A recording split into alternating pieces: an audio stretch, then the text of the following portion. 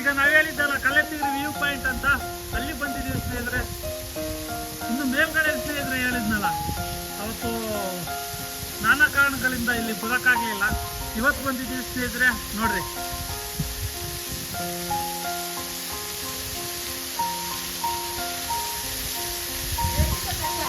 ಹಾ